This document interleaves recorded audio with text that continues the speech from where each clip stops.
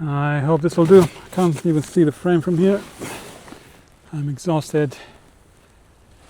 It's really hot, it's very bright, but it also sounds pretty amazing. This we don't need for now.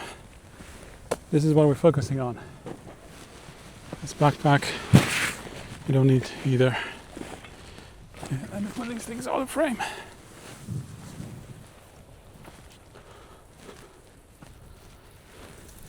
Ah, damn it. Okay, so in case you're wondering, yes, these reeds are very pointy and sharp. I'm going to stay away from them. They do sound very good though. All right. I am George Vlad. I'm in the Namib desert to record the sounds of the Namib desert. I think I can see myself in the frame there.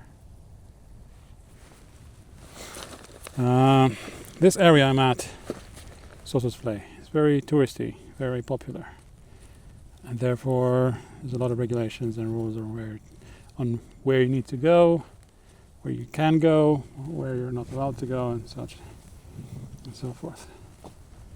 Understandably, I think those rules are there for a reason, and I don't want to flaunt them. I parked on the side of the road in a designated space for, like, it's a viewpoint car park, and walked for about 10 minutes into the sand dunes. There's a little bit of traffic, usually in the morning, more so than in the afternoon now. And this morning it was not windy at all, so I could hear the traffic from very far away. But now that the wind has picked up, I don't really hear much anymore. I don't even know if there's traffic. I can't see it from here. There probably isn't that much. I think I saw 3 cars driving here in half an hour. Anyway, to make a long story short, I'm in the desert. I want to record the sounds of the desert. I already got some sand sounds and sand dune sounds. But one of my favorite things to record in the desert is the sounds of wind in vegetation. And there's quite a bit of it here. These, I think they're called shepherd grass. I might be mistaken. They sound amazing. Let's see how we do this. I'm trying to not get a whole lot of sand on my equipment. A little bit of sand is fine. It's inevitable, to be honest, but too much of it is going to destroy my things. So which one are you? This is the omnidirectional mic. I'm working with Shep's microphones this time. I've got 2 CMC1U modules with the MK2 capsules. Those are the Omnis. So I keep the Omnis for the rear, and then the MK4 capsules, the cardioids, for the front, because I like that added detail in the front. You are the MK4, yes. I've done this before. I've recorded desert sounds for Dune Part 2, the film, with similar setups. I think I was using the Sennheiser microphones more there in the Sahara, but in this kind of environment they usually work, both of them. They sound slightly different, but that's beyond the point of this demonstration. Yeah, so sand will mess with my kit, so I have to keep it away from it, especially from connectors. Ooh, you don't want to do that. That's awful. If you have sand in your connectors, it's going to ruin things for you. So I'm going to try to be quick setting up, not touching the sand. It's easier said than done, but okay, this is good.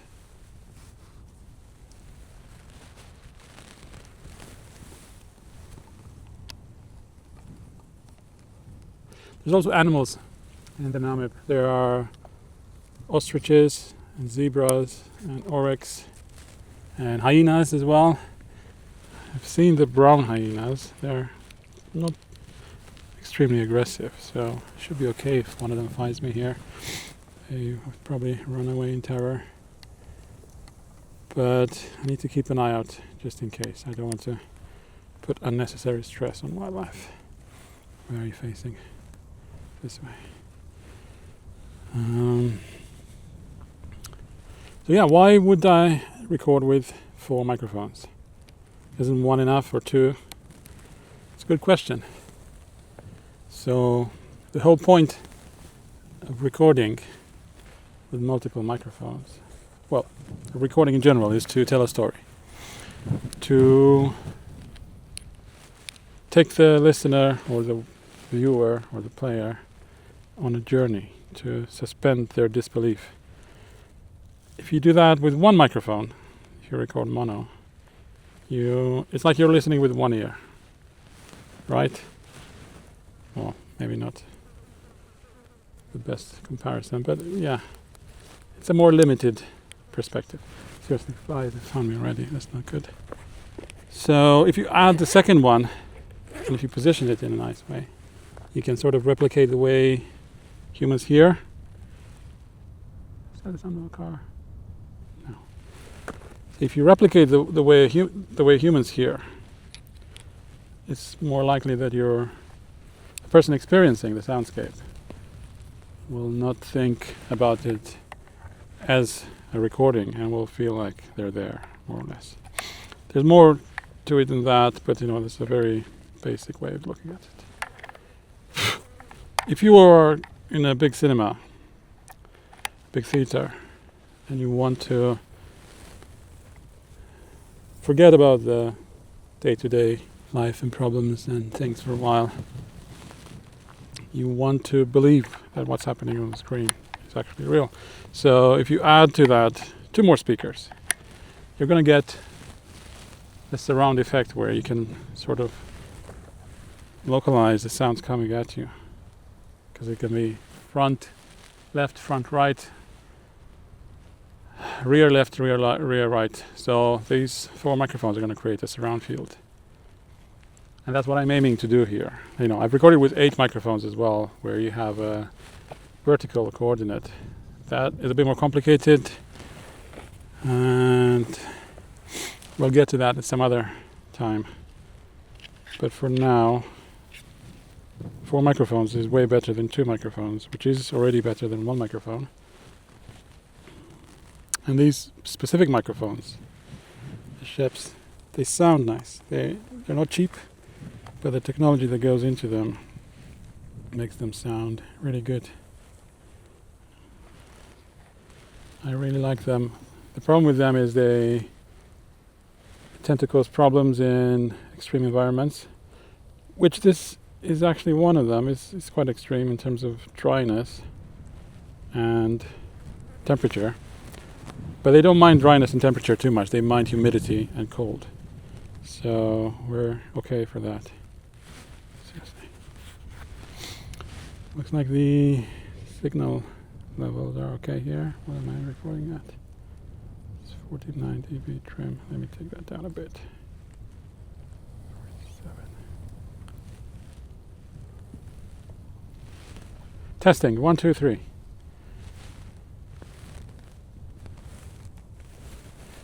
Okay, this is looking good. Normally I would leave these things, this rig, I like to call them drop rigs. I'd leave them here for a day, 2, even 3 days. The problem here is people might walk, as I did, from their cars into the sand dunes for various reasons. And then if they happen upon my rig, this is worth quite a bit of money. I don't want to create any unnecessary temptation. So I'm going to go back to the car and stay there for an hour or 2 while this records here. And maybe I'll come back and move it slightly, go somewhere where there's a different perspective. But for now, let's press record and slate.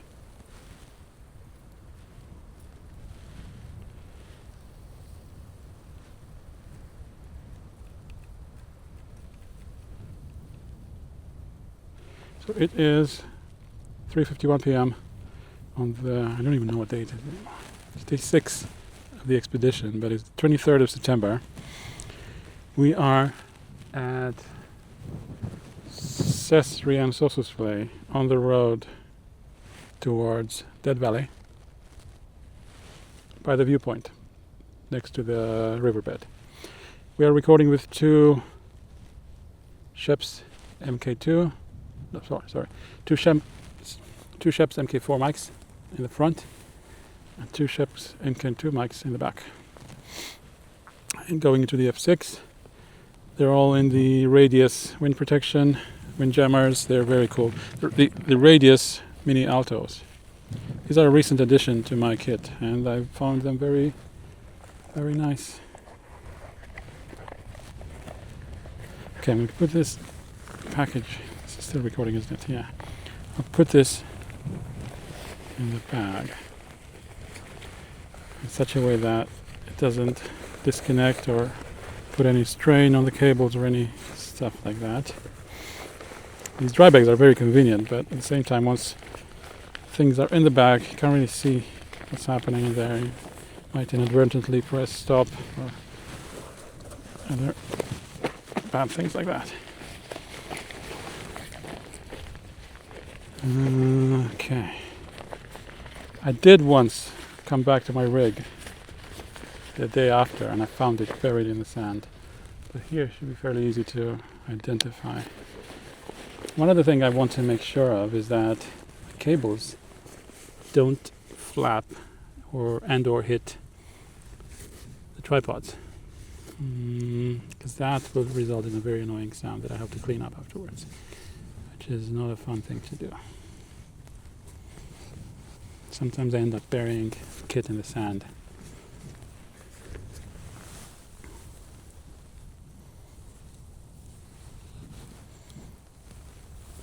Look at this. This is so pokey. It's almost like an arrow.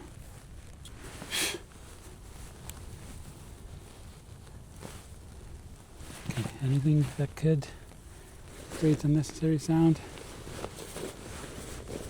I'm probably going to bury the recorder bag as well, just because otherwise it's going to sound weird. It's going to sound like there's something here that doesn't belong in the environment.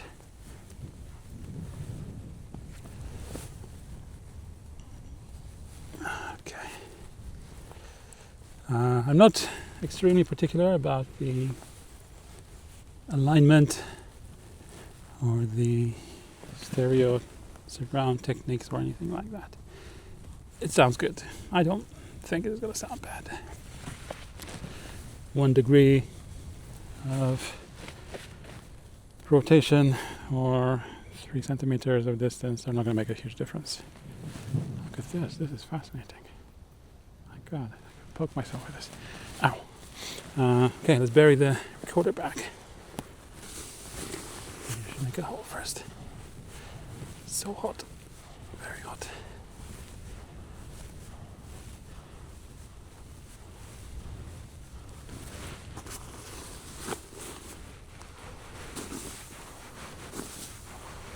Probably a better way to do this. I have a shovel in the car. Of course I didn't think about bringing it, so I'm going to have to do this by hand. These cables, they might flap around as well, so I'll bury them too. Of course the wind might unbury them, but that will take a while.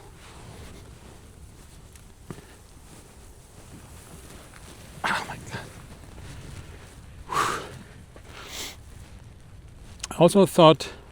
I've also thought about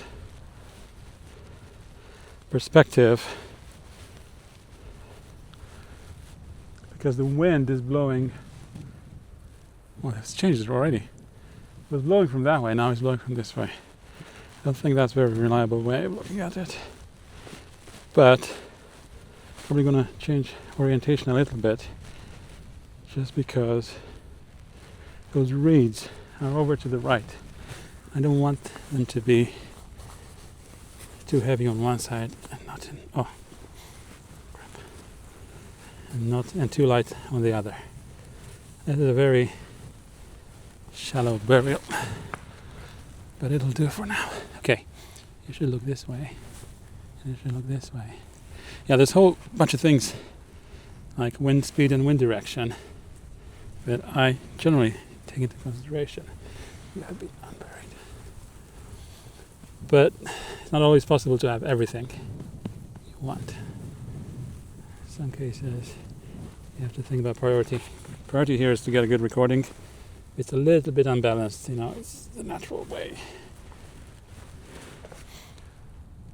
There's also the reed up there, the reed down here. Yeah, looking up too much. Yeah, it's fine. A little bit of variation won't hurt. Yeah, and now we are recording. This is a good setup. It's not the most elegant I've ever seen, but it'll do the job. Now we can walk back to the car, have a cup of... Do I have any? No. I'm gonna have a cold juice or fruit juice or something. And then I can get some video of sand and the dunes and everything else.